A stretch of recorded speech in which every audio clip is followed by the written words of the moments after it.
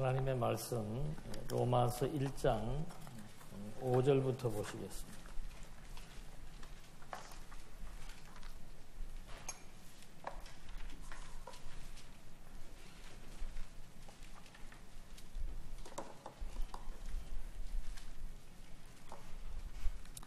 로마서 1장 5절부터 하나님의 말씀 봉독해 드리겠습니다. 그로 말미암아 우리가 은혜와 사도의 직분을 받아 그의 이름을 위하여 모든 이방인 중에서 믿어 순종케 하나니 너희도 그들 중에서 예수 그리스도의 것으로 부르심을 받은 자니라. 로마에서 하나님의 사랑하심을 받고 성도로 부르심을 받은 모든 자에게 하나님 우리 아버지와 주 예수 그리스도로부터 은혜와 평강이 있기를 원합니다. 사도 바울은 지금 계속해서 복음에 대한 서론을 피력하고 있습니다. 이것은 바울이 로마에 가야 되는 이유를 밝히기 위한 그런 그 도입이 될 뿐만이 아니고 로마서가 가지고 있는 성도들의 신앙에 대한 성수, 그리고 교회 생활에 대한 소중함, 그리고 인생에 대한 진정한 가치, 이런 것들을 통해서 로마에 있는 교회, 오늘 현존하고 있는 하나님의 교회들이 더욱더 견고해지고 성숙되게 하는 복음의 내용들로 하나하나 소개가 되고 있습니다. 지난 시간에는 사도 바울이 복음의 그 성격을 명시하면서 이 복음은 하나님의 구약 성경에 다 이미 약속된 것이었고, 이 복음의 주체는 바로 구약에서 예언된 하나님의 아들 그리스도가 바로 이 복음의 주체다. 바울이 증거하려고 하는 복음에 대한 주체다. 그리고 이제 세 번째로는 그 복음에 대한 효능이 무엇인지를 바울은 말하려고 하고 있습니다. 그 복음에 대한 효능은 바로 몇 가지의 유래를 통해서 밝히고 있는 겁니다. 복음이 도대체 우리에게 어떤 유익이 있는가? 복음이 도대체 우리를 어떻게 바꾸어 놓았는가? 이걸 지금 이제 바울은 말하고자 합니다. 그래서 앞에서 말했던 복음의 주체, 그게 바로 하나님의 아들 그리스도입니다. 그래서 이 복음의 효능은 그로 말미암아 그랬습니다. 이 복음이 가지고 있는 효능은 뭔가? 바로 그리스도로 말미암아 우리가 은혜와 사도의 직분을 받았다. 그러니까 바울이 가지고 있는 이 사도직이라고 하는 것은 바울에게 있어서 가장 소중한 직책이며 신분입니다. 나는 당신 누구냐? 나 사도입니다. 라고 하는 이것이 바울에게는 가장 자랑스러운 직분이며 신분인데, 그게 바로 누구로부터 주어졌는가? 그로부터 주어졌다. 여기에서 말하는 그는 당연히 하나님의 아들 예수 그리스도로 말미암아 주어진 직분이다. 그래서 이 사도직은 가치롭다. 이걸 이제 밝혀줍니다. 뿐만이 아니고 내가 이 사도직이 그분으로부터 주어졌다는 것을 밝힐 뿐만 아니고, 더더군다나 이 사도직은 그의 이름을 위하여 모든 이방인 중에서 믿어 순종하게 하나니. 그러니까 이 복음의 능력이라고 하는 것은 뭔가 하면은 믿음으로 말미암아 하나님께 순종하게 하는 능력이 있는 겁니다. 우리들은 보통 사람들이 어떤 자기 능력을 과시하려고 하고 능력을 표현하려고 하는 것이 기본적인 본능인데, 바울도 지금 이 복음에 대해서 소개를 하면서 도대체 이 복음이 어떤 능력이 있는가? 이건 우리에게 굉장히 중요합니다. 여러분들이 지금 복음을 듣기 위해서 오신 겁니다. 근데 이 복음이 도대체 나하고 무슨 상관이 있으며 이 복음이 어떠한 능력이 있는지에 대해서 알아야만 복음에 대한 관심도 생기고 정말로 이 복음이 그런 능력이 있는지를 경험하게 될 때, 복음을 통해서 증거된 하나님의 아들 그리스도는 정말 살아있고 그가 교회의 머리일 뿐만이 아니고 우리 인생의 전반을 지배하며 통제하며 통치하시는 참 신이라고 하는 사실을 알 수 있기 때문입니다. 그리고 여기에서는 그의 이름을 통해서 바울이 복음과 관련된 개념 하나를 소개하려고 하는 겁니다. 여러분 그의 이름은 뭡니까? 그의 이름 우리가 다 알죠. 예수 뭐예요? 그리스도다. 예수는 뭐고 그리스도는 뭐냐? 모든 사람의 이름에는 다 뜻이 있습니다. 제 이름도 승자가 이을성이고 일자가 편한 일자예요. 그러니까 평안함을 계속해서 이어가라고 지어졌는데 정말 나의 신앙과 맞는 이름인 것 같습니다. 그런데 이 바울이 증거하고 있는 복음의 주체가 되시는 그의 이름은 바로 어떤 의미가 있는가? 예수라고 하는 이름은 야훼는, 즉 여호와는 구원해 주신다라고 하는 뜻이 예수라는 이름 속에 담겨져 있습니다. 자, 지금 새로운 개념이 하나 들어왔습니다. 복음을 설명하는 데 있어서 무엇을 통해서? 그의 이름을 통해서. 그 이름이 뭔데? 예수다. 그 예수는 무슨 뜻인가? 여호와 하나님께서 구원해 주신다는 뜻이다. 두 번째, 그리스도. 우리는 그 원뜻은 압니다. 기름 부음을 받은 자. 근데 이 기름 부음을 받은 자라고 하는 뜻은 직역하면은 하나님이 세운 통치자라는 뜻입니다. 또 하나님이 세운 통치자라는 말의 뜻을 또 한 번 의미를 부여하면은 그분은 바로 구세주라는 뜻입니다. 그러니까 예수는 바로 여호와를 통해서 구원의 사역을 감당하실 분이고 그리스도라고 하는 뜻은 뭔가 하면은 인류를 구원하시는 구세주라는 뜻입니다.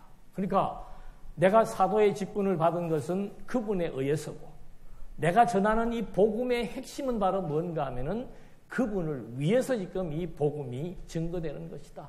그러면 그분을 위해서 복음이 증거된다는 것은 무슨 뜻인가? 바로 그분에 의해서 구원의 사역이 지금 펼쳐진다는 것을 설명하고 있는 겁니다. 오늘 성가대에서 뭘 찬송했습니까? 그분의 뭐예요? 보혈, 피. 그분의 보혈, 피는 생명을 의미하는 겁니다. 그분의 생명이 죽으시고 그분의 생명이 부활하심으로 말미암아 예수 그리스도라고 하는 그 이름에 걸맞는 생명 구원 사역이 지금 이루어지게 된다는 사실을 여기서 말해주고 있죠. 그러니까 복음서의 핵심 개념도 하나밖에 없습니다. 너희는 나를 누구라고 하느냐? 주는 그리스도시요 살아계신 하나님의 아들입니다. 하나님의 아들이라야만이 우리의 생명을 죽은 생명을 살릴 수가 있고 그리스도라야만이 모든 인류를 구원할 수 있는 구세주로서의 역할을 감당할 수 있기 때문입니다. 그렇게 얘기한 다음에 이제 그분에 의해서 또 그의 이름을 위해서 결국 모든 이방인 중에서 믿어 순종하게 하는데 너희도 그들 중에서 예수 그리스도의 것으로 부르심을 받은 자니라. 그러니까 이 복음이라고 하는 것은 뭔가 하면은 바로 하나님의 아들 그리스도가 그의 이름에 걸맞게 모든 이방인들도 구원을 얻게 하는 능력을 가지고 있는 것이다. 그래서 너희들도 바로 예수 그리스도의 것으로 너희들이 부르심을 받게 되었다. 그러니까 사도직의 유래가 바로 누구로부터인가? 그분으로부터이다. 우리가 그리스도인이 되었다는 그 유래가 바로 그의 이름과 걸맞는 그분에 의해서이다. 그 다음에 여기 이제 또 7절에 보니까 6절에서 우리는 바로 그분의 것으로 부르심을 받았다. 그러니까 우리는 내 생명은 내 것이 아니에요. 인생도 내 것이 아닙니다. 철저하게 그분의 것입니다. 여러분, 불신앙이라고 하는 것이 뭔가? 우상을 섬긴다는 것이 바로 뭔가? 그건 하나님을 경외한다는 것에 대한 반대 개념입니다. 다시 말하면은 우리는 종속된 존재인데, 다시 말하면 창조주에게 종속된 피조물인데 피조물이 창조주의 역할을 집행하려고 하는 것. 그래서 모든 것들을 통제하고 관할하고 주관하려고 하는 이런 이제 타락한 본성들을 가지고 있는데 이 복음이라고 하는 것은 그걸 밝혀주는 겁니다. 너희들은 그리스도의 것이다. 너희들은 하나님의 소유물이다. 그러니까 모든 만사에 있어서 인간이 주체가 되고 인간이 본의가 되는 이런 인본주의 사상은 잘못된 것이고 그것은 비신앙적인 것이다. 그걸 지금 이제 사도 바울이 하나하나 논파하기 위해서 복음의 문을 열기 시작한 것입니다. 그러면서 바울은 7절에서 무슨 얘기를 하는가? 로마에서 하나님의 사랑하심을 받고 성도로 부르심을 받은 모든 자에게 하나님 우리 아버지와 주 예수 그리스도로부터 은혜와 평강이 있기를 원하노라. 이제 바울은 여기에서 로마 교회 성도들에 대한 정체성을 밝혀주는 겁니다. 로마에서 있는 교회 성도들은 하나님의 사랑하심을 받고 무엇으로? 성도라고 하는 것은 거룩한 무리를 의미합니다. 모여있는 공동체는 무리입니다. 그런데 그 무리가 하나님의 소유, 하나님의 부르심에 의해서 거룩한 무리로 탈바꿈이 되어버렸다. 로마에 있는 교회 성도들은 거룩한 무리다. 거룩한 무리라고 하는 것은 세상 사람들과 구별된 집단을 의미합니다. 거룩한 무리라고 하는 것은 하나님이 거룩하기 때문에 하나님의 자녀들에게만 붙여주는 그 표징이 바로 거룩한 무리라는 뜻입니다. 그러니까 오늘 우리가 이렇게 모여 있지만은 그냥 이렇게 보통 사람들이 모여 있는 게 아니에요.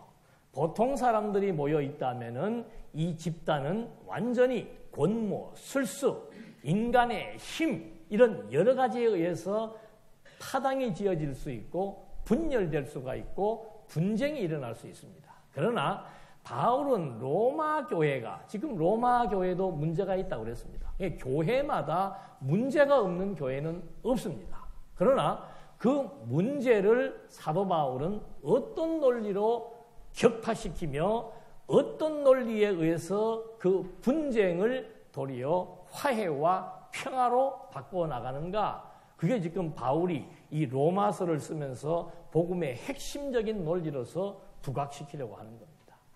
지난 시간 첫 시간에도 말씀드린 대로 로마 교회의 문제는 다른 것 없습니다. 로마 교회에 처음에 유대인 그리스도인도 있었고 헬라파 그리스도인도 있었고 헬라 사람의 중에서 이방인 중에서 그리스도인들이 있었고 유대인 중에서의 그리스도인들이 있습니다. 이 갈등은 굉장히 심한 갈등입니다. 그냥 모여있는 것 자체도 갈등의 요인이 되는데 헬라파 그리스도인들은 로마의 황제가 유대인들이 자꾸 무리를 일으키니까 그 로마에서 유대인들을 추방시켜버렸습니다. 그래서 몇 년 동안 교회의 어려움을 몸으로 버티며 견뎌내온 사람들이 헬라파 그리스도인들입니다. 그리고 몇 년 뒤에 유대인들은 유대인들 나름대로 이방을 떠돌면서 복음을 위해서 많은 어려움을 겪다가 다시 고향으로 돌아올 수 있어서 로마 교회를 오게 된 겁니다. 그러니까 여기에 복음이 살아있지 않으면 그 교회가 거룩한 하나님의 백성들의 모임이 아니면 당연히 표면화되는 것은 뭔가 하면은 누가 이 교회의 주인이냐 이 말입니다. 헬라파 그리스도인들은 우리는 어려울 때 교회를 지킨 사람들이었다. 유대파 그리스도인들은 우리는 뭐 가고 싶어서 갔냐? 우리도 밖에서 엄청난 고생하면서 복음을 지켰다. 그리고 복음의 정통성은 유대인으로부터 시작된 것이지 너희들로부터 시작된 것이 아니지 않느냐. 여러분 어디에다가 잣대를 던져야 되겠습니까? 이게 쉬운 문제가 아니에요. 그러니까 교회에서 파생되어지는 문제들은 이게 어떻게 보면 별것도 아닌 건데 한번 얽히기 시작하면 풀기가 힘들어요. 세상 사람들은 술 한 잔으로 풀어지기도 합니다. 근데 교회의 문제는 이게 목숨을 걸어요. 이상해요. 이권 나중에는 이권도 없는데 목숨을 겁니다. 바울이 이 복음을 쓰게 되는 동기도 여기에 있는 거예요. 여러분 우리는 가정에서든지 직장에서든지 교회에서든지 하나님을 잃어버리면 우리는 존재 가치도 없고 존재 의미도 없습니다. 여러분들의 삶 속에서 하나님을 잃어버린다면은 여러분들이 무슨 일을 해도 의미가 없고 무슨 사업을 해도 의미가 없고 장안중앙교회 우리 산하에 있는 모든 교회들 존재해야 될 이유가 없는 거예요. 모임이 없어서 여기에 모이는 거 아니잖아요. 여러분들이 친구가 없어서 여기 모이는 것도 아니고, 예? 외톨이가 되어서 나는 교회 와야만 꼭 모임이 있어서 살아갈 수 있다는 사람은 아마 거의 없을 거예요. 근데 이 교회를 사도 바울은 성도로 불렀다라고 하는 거룩한 집단이라고 하는 하나님의 선택받은 자들로서 하나님이 이방 사람들과 세상 사람들과 구별한 거룩한 무리라고 하는 그런 명칭을 여기에다가 주면서 로마에 있는 교회들의 성도들에 대한 문제에 조심스럽게 지금 접근을 하고 있으며 바로 복음이 무엇인지에 대한 포문을 열려고 하는 겁니다. 그래서 사도 바울이 이렇게 마지막 인사의 끝부분에서 바로 이 로마 교회 사람들은 성도들이다. 거룩한 하나님의 무리들이다. 라고 더더군다나 하나님의 사랑하심을 입고 거룩한 성도가 된 자들이다. 라고 하는 것을 밝히면서 너희에게 은혜와 평강이 있기를 원한다고 얘기하고 있죠. 바울의 인사말에서 항상 빠지지 않는 것은 뭔가? 하나님의 은혜가 무엇인지, 내가 하나님의 은혜에 힘입어 살고 있다는 사실을 깨달아야만 마음에 평강이 넘치게 됩니다. 그래서 우리는 항상 그러잖아요. 주어진 것보다는 주어지지 않은 것, 이미 되어진 놀라운 하나님의 은총보다는 아직도 되어지지 않은 그 무엇 때문에 우리는 마음의 평강을 잃어버리며 살 때가 너무나 많다는 거죠. 지금 있는 것만 가지고도 너무나 감동스럽고 너무나 감격스러운데 하나님의 이 은혜가 무엇인지를 잊어버리게 될 때 내가 성도의 신분을 얻게 된 이것이 얼마나 놀라운 사실이며 얼마나 가치로운 일이며 아무에게나 주어지지 않는 호칭이라고 하는 사실을 깨닫는 것, 그것이 오늘 복음이 우리에게 던져주는 화두가 되는 줄로 압니다.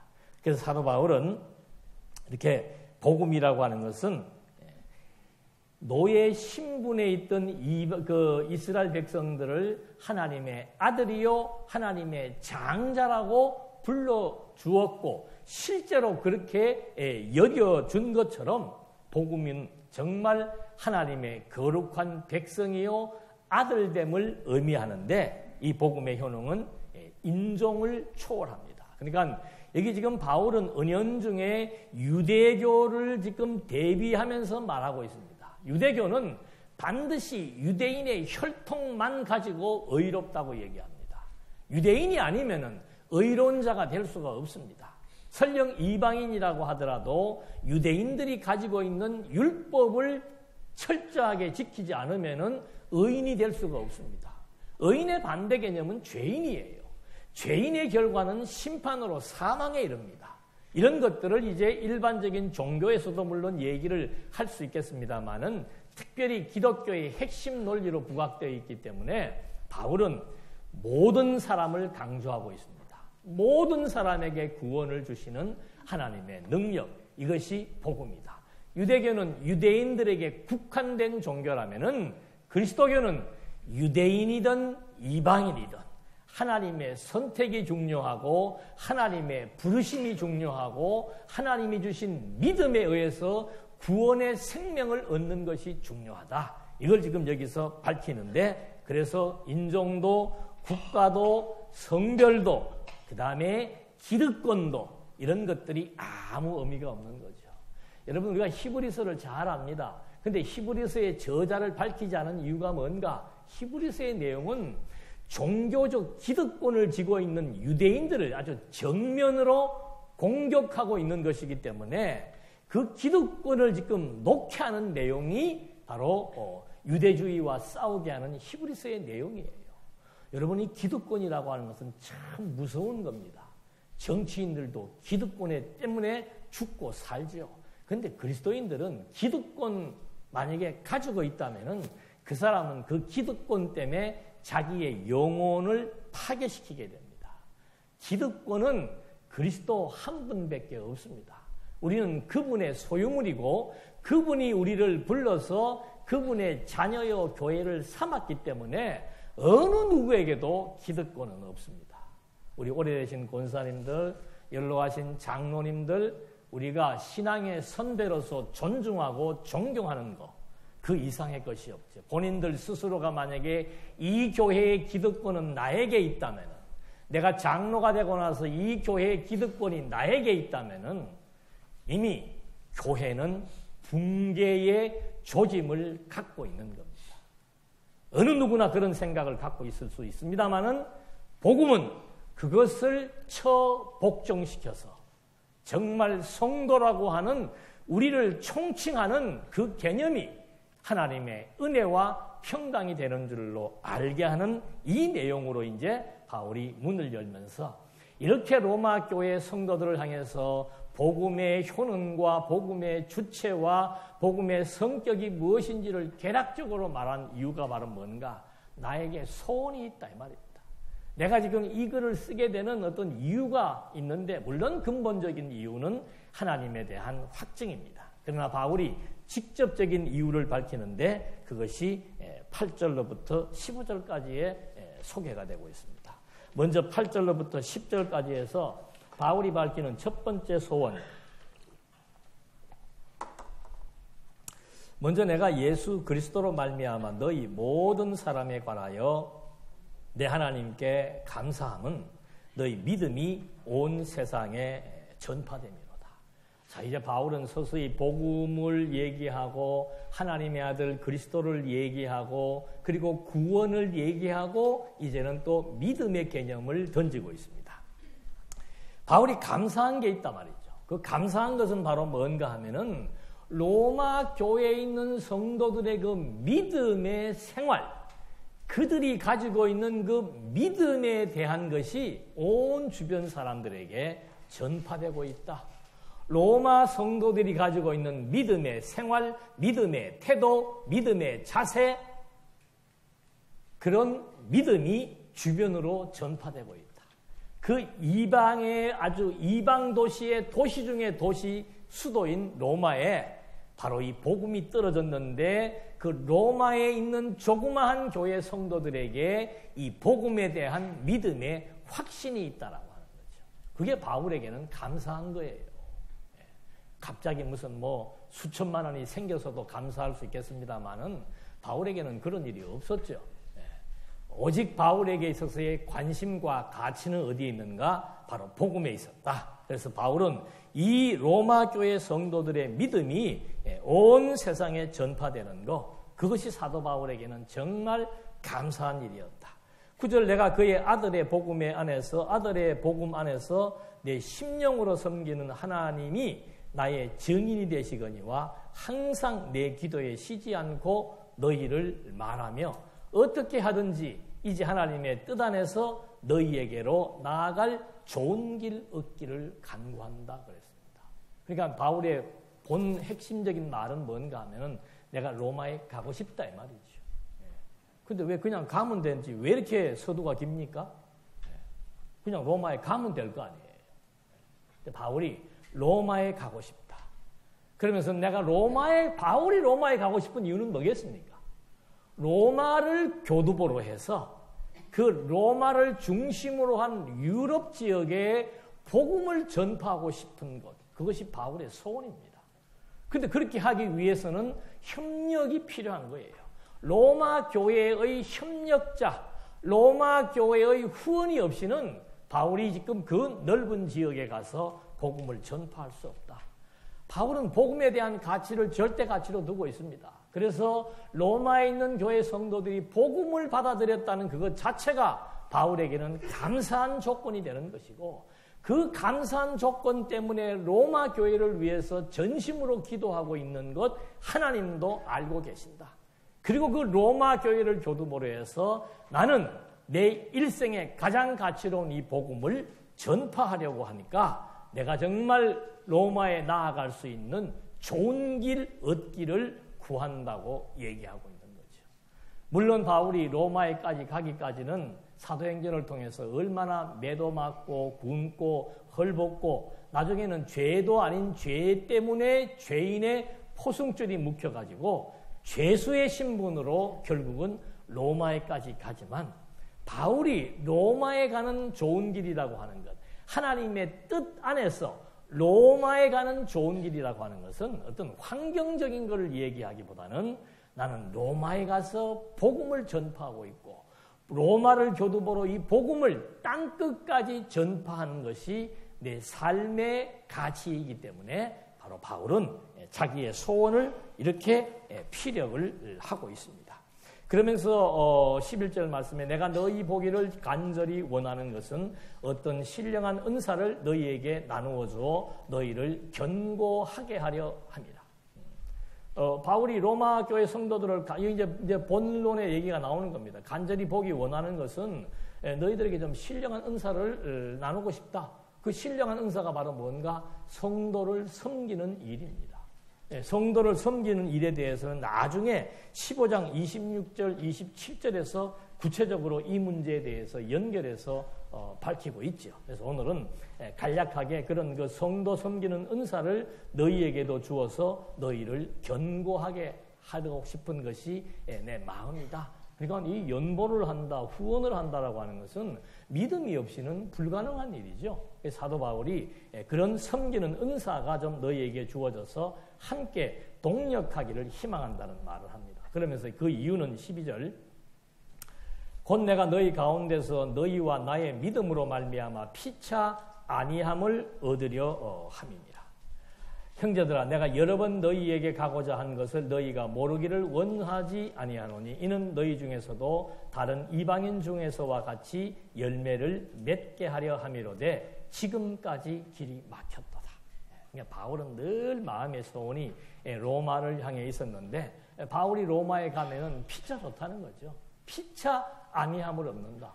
로마 성도들은 바울이 옴으로 말미암아 복음의 진술을 듣고 마음의 위로와 평강을 얻기 때문에 좋을 것이고 바울은 로마에 가서 복음을 전함으로 말미암아 그들에게 섬기는 은사가 주어진 것을 깨닫고 바울의 선교에 협력하게 되기 때문에 좋고 그래서 피차 아니함을 얻을 수 있기 때문에 바울은 로마를 꼭 가야 되겠다라고 하는 말을 여기서 하고 있는 겁니다. 그래서 나중에 바울은 후반부에서 그런 얘기를 합니다. 그 마게도냐와 아가야 지역에 있는 성도들이 예루살렘의 본부지요. 복음의 출발점인 예루살렘 교회가 흉년으로 말미암아 엄청난 어려움을 겪고 있었습니다. 그럴 때 거기에서 예루살렘으로부터 복음을 받았던 이방의 마게도냐 아가야 지역 성도들이 연보를 모아가지고 예루살렘 교회에 후원을 한 것을 예를 들면서 너희들이 영적인 것을 나누어 가졌으면 예루살렘 교회로부터 영적인 것을 나누어 가졌으면 육적인 것으로 그들을 섬기는 것이 마땅한 일이다. 그러니까 연보를 통한 후원 협력이라고 하는 것은 복음의 빚진 자들이 해야 될 마땅한 일이다 그 말이죠. 그러니까 지금 우리 김 목사님도 일본에 가서 복음을 전파하고 계십니다만은 저도 지금 8월 중순경에 어느 선교사 한 분이 전화가 왔어요. 그분은 20년 가까이를 저기 스탄 쪽에 우즈베키스탄 또 있죠? 카자흐스탄 이쪽으로 가서 한 20여 년 동안 선교를 하신 나이는 우리 저희 또래 되나 봐요. 선교를 하신 분이고 지금은 북한에 있는 맹아 농구팀들의 코치로 계신답니다. 그분이 유튜브를 통해서 말씀을 듣고는 깜짝 놀래가지고 내가 지금 선교하면서 너무도 필요와 적절한 말씀이다. 좀 내가 이번 8월 달에 한국을 들어가는데 한번 만났으면 좋겠다. 그런 얘기를 하더라고요. 100번이라도 만나죠. 만나서 제가 줄 수 있는 건 뭐 있겠습니까? 내게 은과 금은 없으나 똑같아요. 제가 은과 금은 없습니다. 그분에게 나눠줄 은과 금은 없지만은 제가 할 수 있는 것은 뭔가? 제가 그동안 강론해 놓은 것 외장 하드에 담겨져 있습니다. 그거 드리고 제가 집필했던 책들 그거 드려서 당신이 복음을 선교하는 데 있어서 도움이 된다면은 이것을 좀 나눠 가졌으면 좋겠다는 거죠. 그리고 그분이 이제 곧 8월 달인가 9월 달에 이북도 들어가신대요. 지금 여기 이북 자유롭게 왔다 갔다 하시는 분 아무도 없잖아. 근데 우리 대신해서 지금 다니시는 분들도 어떤 일이 누구를 통해서 어떻게 파생되어질지는 아무도 모릅니다. 우리 여기가 만약에 정말 복음의 본부라 할 것 같으면은 열심히 우리는 우리들 스스로가 먼저 복음 진리에 대한 내용들을 통해서 신앙이 견고해져야 될 것이고, 그 견고해진 신앙이 있는 만큼 밖을 쳐다보게 될 것이고, 밖을 왜 쳐다보는가? 해를 보는 이유가 뭔가? 여행 가기 위해서 보는 게 아니잖아요. 어떻게 하면 이 복음 진리를 더 확산시킬 것인가? 땅 끝까지 이르러서 이 복음의 증인사에게 대해서 우리가 어떻게 하면은 동참하고 후원하고 협력할 것인가? 이게 모인 성도들의 가장 절대적인 가치요 관심사죠. 바울의 관심도, 바울이 로마 교회에 대한 관심도 복음뿐입니다. 바울이 로마에 가고 싶은 이유도 복음을 전파하기 위한 것밖에 없는 거예요. 그러니까 우리가 성도라는 신분을 가지고 있다면은 하나밖에 없습니다. 가치는. 복음 외에는 아무것도 없습니다. 여러분들이 여기 모인 것도 복음 때문이에요. 여러분들이 수고하고 땀 흘리는 것도 복음을 지키기 위한 겁니다. 우리가 피땀 흘려 번 것으로 연구하는 이유도 복음을 지키고 전파하기 위한 것이에요. 여기에서 우리가 이 순수성을 잊어버린다면은 우리는 진짜 내가 살아야 될 이유도 없고 내 존재 가치도 스스로가 추락시키는 결과가 되는 거죠. 여러분 도대체 이 세상, 이 고독한 세상, 이 험악한 세상에서 여러분의 존재 가치를 무엇으로 판단하고 무엇으로 측정할 것입니까? 나는 내가 살아야 될 이유가 분명하다. 나는 내가 누구인가? 라고 했을 때 하나님의 소유물이라고 하는 것, 하나님의 자녀요 아들이라고 하는 것, 우리가 성도라고 하는 이 집단의 명칭이 하나님의 관점에서 가장 가치로운 명칭으로 불리고 있다라고 하는 것. 이건 하나님에 대한 존재 가치가 부여되는 만큼만 우리에게 다가오는 가치입니다. 여러분, 우리가 하나님을 믿는다고 하면서도 주술적으로 믿는 사람들이 많아요. 지금 주변 교회들도 천지고, 다음 시간에도 계속 우상에 대해서 나오겠습니다만은 우상이 왜 만들어지냐 하면은 이 피조 세계, 이게 현상 세계지요.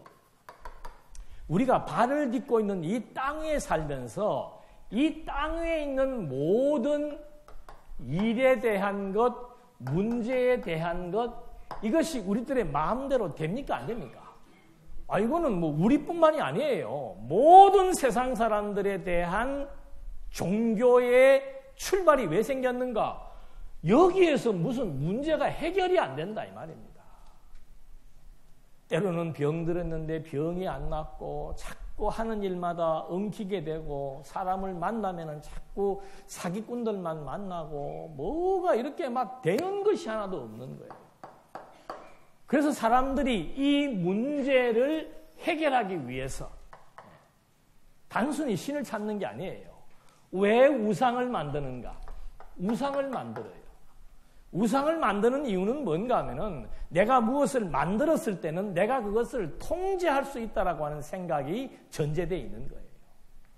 이 우상은 현상과 가상 세계, 철학적으로 말하면 관념의 세계, 이상의 세계를 우리는 여기에 갈 수 없다 이 말입니다. 그러나 내가 우상을 내가 만들어 놓고는 그 우상을 통해서 여기를 보내기도 하고 여기에 있는 메시지를 여기에 내려보내서 문제가 해결될 수 있다라고 제시하는 것.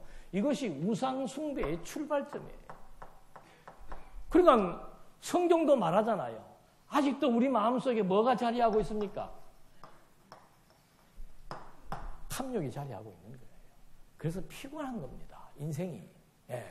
우리는 자꾸 주변의 환경 때문에 피곤한 줄 아는데 모든 문제의 원인은 내 속에 있는 거예요. 내 속에. 더 많은 것을 소유하고 싶은 탐욕. 많은 사람들로부터 인정받고 싶은 탐욕. 요즘은 그 SNS가 있어가지고 그냥 막 좋아요 그게 사람을 죽이기도 하고 살리기도 하더라니까. 연예인들이 왜 자살합니까? 좋아요가 나와야 되는데 싸가지 없는 놈, 너는 뭐고 또 막 몇 소리 나오면은 그냥 거기에서 그냥 삶의 의미를 잃어버리고 당신의 존재 자체를 지금 거기에서 찾을 수가 없게 돼버리는 거예요. 그게 전부 그 사람들이 좋아요를 하지 않고 나빠요를 해서 그런 게 아니고 내 주제를 몰라서 그런 거예요. 날 보고 좋아요 하든 싫어요 하든 나는 하나님에게 종속된 하나님의 자녀요, 하나님의 피조물이라고 하는 사실. 이게 항상 이 탐욕에 의해서 그 사실을 망각하게 된다 이 말입니다. 인정받으려고 하는 욕구, 그거 정말 인간관계에서 피곤한 거 아니에요? 예? 관심병이라 그러더만 요즘은. 예. 나한테 관심을 가져달라 이거예요. 어이구 얼마나 피곤해. 예? 젊은 세대, 젊은 부부들 관심병자 걸린 아내나 남편 만나면 정말 피곤한 거예요. 예? 교회도 그런 사람들이 많다는 거 아니에요. 예? 관심병자는 다른 말로 하면은 인정욕구라 이 말입니다. 누가 인정을 하든 안 하든 나는 하나님 앞에서 내 일을 하는 거예요. 나는 하나님 앞에서 하나님이 주신 삶을 사는 것뿐입니다. 누가 그것을 잘했다고 칭찬을 하든 너 인생 그따위로 사냐고 하든 너는 30년 목회가 그것밖에 안 되냐? 그래 나 그것밖에 안 된다. 네. 어쩔래? 나는 하나님의 자녀로서 하나님이 맡겨주신 일에 대해서 하나님이 나를 부르시는 그 순간까지 어떻게 성경을 보는데 재미가 있고 복음을 전파하는 일이 나에게 가치로운 그 마음이 식지 않고 그러고 살면 됐잖아요. 내 눈에 뭐가 이렇게 쌓여야 돼요? 예? 뭐가 보여야 되고 쌓여야 되고 나는 이 시대가 저에게 너무 좋아요. 눈에 보이는 교회는 얼마 없어도 어때요? 세계 도처에서 나는 또 좀 좋아요라고 또 보내면 또 얼마나 좋아. 예. 그것도 안 보내요. 예. 어디에서 누가 어떻게 듣는지는 모릅니다. 근데 하나님께서 잊을만 하면은 한 달에 한 2건 정도가 연락이 와요. 예. 그것 때문에 힘을 받고 사는 건 아니에요. 그런 연락이 없어도 나는 그냥 하나님으로부터 부르심을 받은 바울이 그러잖아요. 나는 하나님이 나에게 주신 직분이다. 하나님이 나를 불렀다. 하나님이 나를 쓰신다. 하나님이 나에게 이런 일을 주셨다. 그것으로서 열심히 사는 것이 끝이에요. 그래서 베드로가 그 고통받는 성도들에게 무슨 말을 위로합니까? 하나님이 너희를 어떻게 한다고 그랬습니까? 인정한다. 너희가 나중에 하나님이 너희를 존귀한 자로 칭찬받을 자로 귀히 여길 자로 영광을 얻을 자로 하나님이 인정해 주신다. 우리가 말로만 하나님 앞에서 살아갑니다. 뭐 이런 거 아니에요. 예. 실제 여러분 개인은 하나님에게 종속된 하나님의 자녀, 아들, 하나님의 소유물 이거 잊어버리면 안 된다 이 말입니다. 탐욕이 항상 이것 하나님의 인정으로부터 탐욕이 나를 자꾸 유혹을 하는 거죠. 그래도 사람들이 좀 나를 좋게 평가해 주면 좋지 않을까. 저는 그 귀 닫고 사는 지가 오래됐어요. 뭐 좋은 평가 받을 만한 것도 별로 없고 그래서 아예 처음부터 귀 닫고 모든 것 다 접어놓고 그냥 나는 나의 길을 가련다. 그래서 저 803으로 들어간 이유도 그래요. 속세를 떠나서 앞집에는 중이 목탁을 치지만 나는 그냥 내대로 앉아서 조용히 앉아서 나의 길을 가련다. 그래도 한 달에 한 번씩 여기서 불러주니까 이 시간이 저에게는 너무도 의미 있는 시간입니다. 왜 알고 그러세요?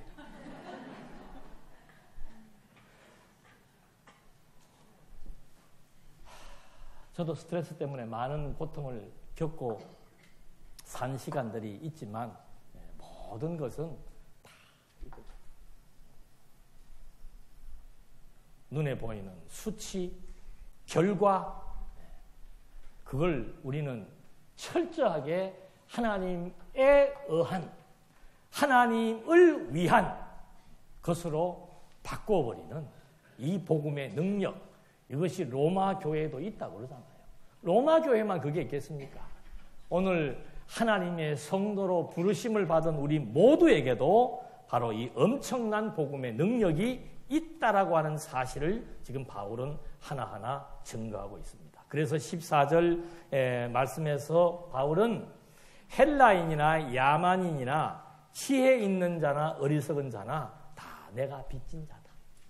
바울은 믿지 않는 모든 사람을 볼 때마다 나는 그들에게 복음을 증거해야 되는데, 그들에게 하나님을 소개해야 되는데, 그게 바울의 일상이었습니다. 그러므로 나는 할 수 있는 대로 로마에 있는 너희에게도 복음 전하기를 원하노라. 내가 복음을 부끄러워하지 아니하노니 이 복음은 모든 믿는 자에게 구원을 주시는 하나님의 능력이 됩니다. 먼저는 유대인에게요, 그리고 헬라인에게로다. 복음이라고 하는 것은 뭔가? 복음이 왜 가치로운 것인가? 우리는 이 말을 소홀히 생각을 합니다만은 바울은 이 로마서에서 이 구원이라고 하는 개념을 굉장히 중요한 가치로 놓고 얘기를 하고 있습니다. 이 구원이라고 하는 것은 뭐 어떤 그런 뭐 명칭이나 어떤 개념이나 어떤 그냥 말로서만 다가오는 게 아니고, 바울이 지금 말하고 있는 이 복음의 능력, 그걸 바울이 왜 이렇게 가치롭게 여기고 왜 죽어도 로마에 가서 이 복음을 전하고 싶어 하는가? 왜 사람들을 만날 때마다 나는 빚진 자라고 말하는가? 왜 그렇겠어요? 여러분들 사람을 만나면서 아이고 나는 저 사람에게 빚이 있는데 그럽니까? 아니잖아요. 바울은 왜? 복음이 무엇이길래? 믿지 않는 사람들에게 있어서 이 복음은 바로 구원이라는 말은 생명을 얻게 하는 거라 그 말입니다. 인간에게 가장 중요한 것이 뭐예요? 육신의 생명 아니에요. 육신의 생명. 근데 하나님의 백성들은 육신의 생명만 보는 게 아니고 그 육신의 생명 위에 육신을 주장하고 통제하고 다스리는 영적인 생명, 인간의 본질이 되는 영적인 생명에 대해서 바울이 눈을 뜬 거예요. 그래서 바울은 만나는 사람마다 그 사람의 외형을 보는 게 아닙니다. 이 사람의 출신이 어떻다, 이방인이다, 유대인이다, 뭐 부자다, 가난하다, 많이 배웠다, 못 배웠다, 그건 바울에게 아무 관심이 없습니다. 이 사람의 영혼이 죽었다는 것에 관심이 있는 거예요. 나는 그 사람에게 이 복음을 통해서 그 사람에게 새 생명을 얻게 하는. 여러분, 우리가 한때 그 이국종 그 외과 의사에 대해서 막 국민들이 박수를 쳤잖아요. 왜요? 죽어가는 사람의 생명을 구하기 위해서 험지로 달려가서 지금 뭐 작년에 뭐 외과 의사 지원이 2명이라면서요. 그 험지로 달려 들어가서 생명을 구원하는 그 일이 가장 가치로운 일이기 때문에, 그래서 의사가 존중받는 이유는 생명에 대한 존중이 있기 때문에 의사를 존중하는 겁니다. 의사가 돈 버는 데만 혈안돼 있으면 그 의사는 이미 의사로서의 중요한 가치를 놓치고 있는 거죠. 여러분, 하나님이 우리를 성도로 불렀고 우리에게 먼저 복음을 접하게 한 이유가 바로 어디에 있는가? 하나님이 우리를 통해서 무슨 일을 하시려고? 생명 구원의 역사를 하시려고. 근데 우리는 아직도 주변의 사람을 만나면은 관심이 별로 없어요. 더 가까운 형제, 친척, 뭐 가까운 이웃을 만나도 만나면은 도리어 그리스도인에 대한 냄새도 없고 같이 그 사람의 삶에 같이 함몰되어 가지고 만나면 똑같아. 대화가 예수를 믿는 사람이나 안 믿는 사람이나 대화 내용이 똑같아요. 아이고 예수 믿는 사람이 맨날 뭐 그런 얘기만 합니까? 그런 얘기만 해도 돼요. 이제는 교회에서도 그런 얘기 또 잘 안 해. 그렇잖아요? 교회 와서 여러분들 만나가지고 말씀이 어떻고 뭐 어저께 내가 뭐 로마서를 보니까는 뭐가 보여 이런 얘기 안 하잖아요. 오면 무슨 얘기 합니까? 아니 여러분들이 무슨 정치인이에요? 무슨 행정가예요? 무슨 뭐 사업가예요? 교회 와서 맨 세상에서 있었던 얘기. 안 그러면 물론 교회 일도 중요하죠. 본질을 놓치고 살 때가 너무 많은 거예요. 그러니까 우리 영혼이 피폐한 거예요. 우리가 여유가 없는 거예요. 왜? 가장 중요한 생명 구원의 복음의 내용을 자꾸 우리는 잊어버리고 세속에 희석을 시켜버리고, 거기에 대해서 마치 무슨 세상 일 하는 거는 막 온 힘을 다 쏟아야 되고, 교회 오는 거는 힘 다 쏟고 이제 힘 빠져가지고, 와서 졸고, 그 우리가 좀 생각해 봐야 될 문제예요. 여러분, 예배 시간에 졸지 맙시다. 이 얘기를 하려고 하는 게 아니에요. 피곤하면 졸 수 있죠. 저도 가끔 졸는데. 그 얘기를 하는 게 아니고, 우리의 삶의 자세 자체가 이거 정말 본질에서 벗어나 있지 않는가. 특히 장로님, 권사님들의 입에서는 항상 무슨 말이 나와야 돼요? 은혜스러운 말이 나와야지. 은혜스러운 말. 그래서 바울이 이제 이 복음에 대한 아주 정확한 정의를 내려주려고 합니다. 복음이 이런 능력이 있기 때문에 바울은 그냥 누구를 만나든지 빚진 자고 내가 죽어도 로마를 가고 싶다. 그 이유가 뭔가? 복음에는 17절입니다. 하나님의 의가 나타났어. 복음이 뭔가? 복음에는 무엇이 나타났다? 하나님의 의 또는 하나님의 정의. 그래도 쉽게 와닿는 거예요. 복음은 뭔가? 하나님의 정의다. 하나님의 바른 뜻이다. 정의가 바른 뜻이잖아요. 복음은 하나님의 정의며 하나님의 올바른 판단이며 하나님의 정의, 하나님의 공의, 하나님의 선한 뜻, 이게 다 담겨져 있는 것이 우리는 의라고 얘기한다 이 말이죠. 지하철에서 떨어진 사람을 구하는 그걸 의인이라고 얘기하는 게 아니고, 성경이 말하고 있는 의란 무엇인가? 그건 하나님의 정의가 나타난 거라 이 말입니다. 하나님의 정의란 뭔가? 하나님이 창세 전부터 갖고 계셨던 당신의 뜻, 계획, 작정, 언약, 이것이 바로 하나님의 정의며 하나님의 의다 이거죠. 그러니까 복음이 왜 중요한가? 하나님의 뜻이, 하나님의 바른 뜻이 드러나는 것이기 때문에 복음이라고 하는 것이 중요하다. 그러면 하나님의 바른 뜻이 드러났는데 그게 뭔데 그렇게 중요하냐? 이 하나님의 바른 뜻은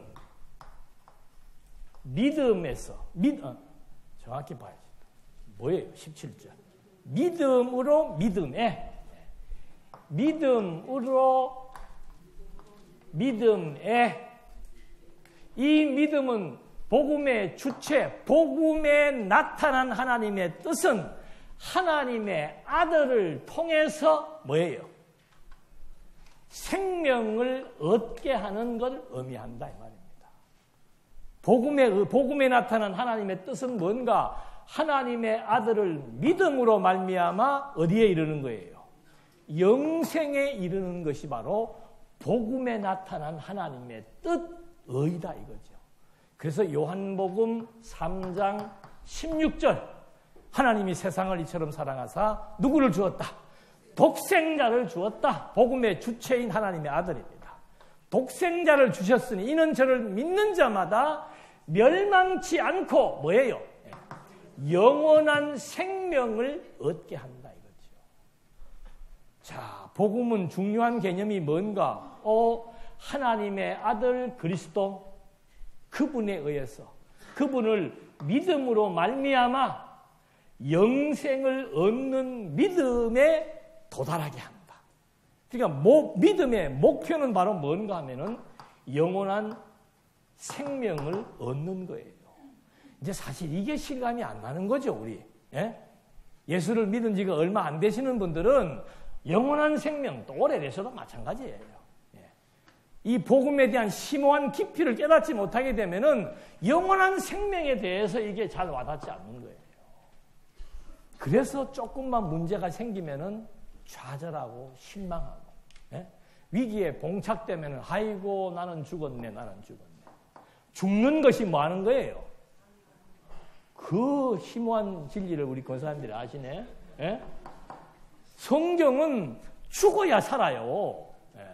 그런데 우리는 살고는 싶은데 또 뭐 하기는 싫은 거예요. 죽기는 싫은 거라. 이런 아이러니가 어디 있습니까? 예? 죽어야 살고 버려야 얻는데 죽기도 싫고 살고는 싶고 그건 없어요. 육체적인 죽음의 관문을 통과해야만 영원한 진짜 생명의 새 지평이 열리는 것이 기독교가 말하고 있는 복음의 핵심이라 이 말입니다. 지금 하나님이 부르시는 것도 뭐예요? 축복이나 말하면 또 그대로 이루어질까 봐 말을 안 하시는 겁니까? 지금 하나님이 우리를 불러도 그게 바로 뭐예요? 지금 우리는 그냥 영원한 생명을 갖고 살아가고 있는 거예요. 근데 그 영원한 생명에 대한 진가를 모르니까. 그저 죽은 뒤에 오는 뭐 어떤 또 다른 삶이겠지 정도만 이해를 하니까 내가 아직 죽음을 경험해보지 못한 사람들에게 그것은 와닿지 않는 거죠. 근데 영원한 생명은 지금도 우리는 영원한 생명을 누리고 있는 거예요. 그 영원한 생명을 누리는 상태가 어떤 것인가? 그걸 이제 바울이 하나하나 설명을 하려고 하는 겁니다. 이 복음의 능력이 도대체 무엇인가를 말하기 위해서 사도 바울은 생명의 반대 개념이 뭡니까? 사망이에요. 이 의의 반대 개념이 죄입니다. 그래서 바울은 이 복음이라고 하는 것은 뭔가 하면은 바로 하나님의 의가 나타나서 믿음으로 믿음에 이르게 하는 그런 놀라운 능력을 가지고 있고 이것이 바로 지금 당대의 바울이 한 얘기가 아니고 이미 몇백 년 전 하박국 선지자에 의해서 오직 의인은 믿음으로 말미암아 살리라 함과 같다는 말에 일치한다고 말해주고 있는 겁니다. 그러니까 구약 성경에서도 이미 하박국 선지자를 통해 가지고 이 믿음으로 말미암아 구원에 이른다라고 하는 말의 의미는 뭔가 하면은 이미 구약 백성들은 누구를 믿습니까? 약속대로 이루시는 여호와를 믿습니다. 그 여호와가 무엇을 약속해 주었습니까? 나라의 영원함을 약속해 주었습니다. 그것을 아브라함에게 약속해 주었고 모세에게는 이 나라는 제사장 나라라고 하는 그래서 이 나라는 반드시 존재한다라고 하는 사실을 말해 주었습니다. 그리고 다윗 때 와가지고는 다윗의 나라가 영원할 것이라고 약속해 주었습니다. 그런데 이스라엘 백성들의 범죄로 말미암아 남과 북이 분열이 되어졌고 분열되는 걸로 끝나는 게 아니고 분열되자마자 남북이 자행하는 범죄는 뭔가 우상을 숭배합니다. 그러니까 그 율법의 계명의 첫 계명이 뭐라고 그랬습니까? 나 외에 다른 신이 없다 그 말이에요. 나 외에 다른 신이 없는데 왜 자꾸 다른 신을 자꾸 섬기려고 하느냐. 이 문제가 해결이 잘 안 될 때 꼭 그래요. 현실적으로 하나님의 백성들이 어려움에 오게 되니까 아니 옆집은 보니까 바알을 섬기는데 바알을 섬기는 사람들은 풍요와 번영이 넘치거든요. 그러니까 나도 이 풍요와 번영이 넘치기 위해서는 잠깐 여호와를 제껴놓고 누구를 따라가자? 바알을 따라가 보자 이 말입니다.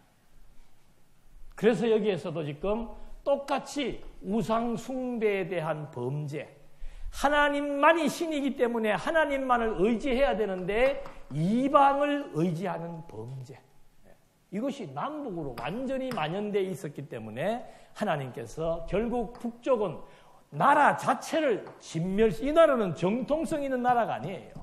정통성 있는 나라는 유다 지파에 의해서 세워진 나라가 정통성이 있는 나라입니다. 하나님의 언약을 파기시켜버리고 세웠던 이 나라는 하나님도 파기시켜버립니다. 그러나 백성들만큼은 하나님의 아들이기 때문에 다시 돌아오게 한다는 얘기죠. 그리고는 하박국 선지자를 통해서 지금 너희들에게 엄청난 어려움이 주어질 것이다. 그리고 바벨론이라고 하는 나라가 너희들을 잡아가둬가지고 70년을 혹독한 탄압과 핍박을 가할 것이다. 그 얘기를 지금 한 거예요. 하박국 선지자로 말미암아. 그러니까 하박국이 하나님 앞에 질문을 합니다. 하나님, 도대체 이때는 신들의 전쟁이라고 그랬죠. 예. 우리나라가 잘 되면 우리가 섬기는 신이 지금 최고입니다. 일본이 잘 되면 일본이 섬기는 신이 최고예요. 그런데 지금 이 하나님 여호와의 나라가, 여호와께서 세우신 이스라엘 나라가 바벨론이라고 하는 이방에 의해서 완전히 초토화돼 버리니까 하박국이 묻는 겁니다. 하나님, 도대체 하나님은 우리에게 약속하지 않았습니까? 하나님만이 참 신이지 않습니까? 그런데 어떻게 바벨론이 날뛰고 바벨론이 감히 하나님의 선민들, 하나님의 나라를 파괴시키고 하나님의 선민들을 잡아 가둘 수가 있습니까? 나는 도대체 이것이 해석되지 않습니다. 라고 하나님 앞에 반문하는 거예요. 그때 하나님의 대답이 이겁니다. 기다려라. 네. 반드시 내가 응징할 것이다. 설령 조금 시간이 걸린다고 할지라도 그 시간이 몇 년인가? 70년이에요. 70년의 시간이 걸리지만 내 백성을 포악하게 다루었던 바벨론의 세력은 내가 아예 그 나라를 뿌리채 뽑아버릴 것이다. 오직 의인은 누구예요? 하나님의 아들, 하나님의 장자, 하나님의 백성, 하나님께만 제사를 드리는 제사장 나라 다 포함되는 겁니다. 오직 의인은 여호와만이 신이심을 믿으라. 그럴 때 너희들에게 무엇이 있을 것이다? 구원의 역사가 나타날 것이다. 그 얘기를 지금 바울이 인용을 하면서 똑같은 얘기예요. 이스라엘 백성들이 바벨론의 포로가 되어가지고 정말 죽을 만큼의 고통을 겪다가 하나님께서 파사왕 고레스를 보내고 스룹바벨을 그냥 하나님이 갖고 있는 도장을 찍어서 스룹바벨은 내가 이스라엘의 총독으로 구원자로 세웠다라고 하는 그 말까지 하나님이 학개 선지자를 통해서 해주면서 이 나라가 반드시 구원된다. 왜냐하면 나의 언약은 반드시 이루어지기 때문이다. 내가 한 약속은 반드시 내가 이룬다. 내가 한 약속은 너희들의 행동과 상관이 없이 아무리 막강한 권세를 가진 강대국이 있다고 할지라도 내 약속은 반드시 이루어진다. 그 믿음을 지금 여기에서 말해주면서 믿음의 결과는 바로 뭔가? 너희들이 여호와를 믿은 믿음의 결과는 파멸로부터의 회복과 구원이라고 하는 사실을 말해주고 있는 것. 오늘 복음의 내용은 바로 뭔가? 오늘 하나님의 백성들이 죄의 권세로 말미암아 사망에 종살이하고 있었다 이 말입니다. 행복을 누릴 수가 없고 탐욕을 버릴 수가 없고 완전히 세속을 쫓아가면서 우상의 종노릇하면서 어떻게 해야 내 욕망을 이룰 것인가라고 하는 죽은 영혼의 삶을 살아오고 있는 당신의 백성들. 하나님 창세전부터 세웠던 하나님의 언약대로 그 하나님의 언약이 드러나서 하나님의 의가 나타나서 이 죽음의 사슬을 깨치고 죽은 생명들에게 새 생명을 얻게 하는 복음의 역사가 이제는 나타난다라고 바울이 말하고 있는 겁니다. 여러분, 우리는 로마서를 통해서 우리가 보편적으로 알고 있는 구원이다, 생명이다, 믿음이다. 이런 개념들이 얼마나 중요한 가치가 있고 내게 하나님이 믿음을 주셨고 그 믿음으로 말미암아 하나님의 자녀가 되었고 하나님의 자녀가 된 특권을 바로 누릴 수 있는 삶이라고 하는 것이 무엇이라고 하는 사실을 깨닫게 될 때 나는 이 세상에서 그 무엇도 가지지 못한 약한 사람이라고 할지라도 나는 하나님 앞에서 존재 가치가 있다라고 하는 사실, 그 자존감이 오늘 이 세계를 살아가는 우리 모두에게 힘의 동력이 될 것을 저는 확신합니다. 하나님은 살아계십니다. 여러분, 하나님이 우주와 만물을 창조하신 창조주라고 하는 말의 의미는 이 모든 세계가 당신에게 속했고 모든 피조세계의 모든 역사를 당신의 뜻으로, 당신의 능력으로 당신이 이루어 나가신단 말입니다. 지금 안 된다고 해서 예? 지금 당장 취업이 안 되고 지금 당장 사업이 안 일어나고 지금 당장 무슨 관계가 복잡해졌다라고 해서 그것이 끝이 아닙니다. 그것은 하나님의 때가 하나님의 의가 나타날 시점이 있다는 걸 우리는 알잖아요. 우리가 어떻게 해결할 수가 없습니다. 사람의 능과 힘으로 안 된다는 사실을 알고 인간의 탐욕은 결코 이루어질 수 없다는 사실을 알고 오늘 우리 생각들, 복잡한 생각들, 여러 가지 많은 문제들, 내가 짊어지고 있는 무거운 인생의 짐들, 우리의 주인 되시는, 창조주 되시는, 모든 세계를 주관하시는 하나님께 다 맡기고 수고하고 무거운 짐진 자들은 다 내게로 오라. 내가 너희를 편히 쉬게 하리라. 심령의 은혜와 평강이 정말 하나님으로부터 주어지기를 진심으로 간구드립니다. 기도하시겠습니다.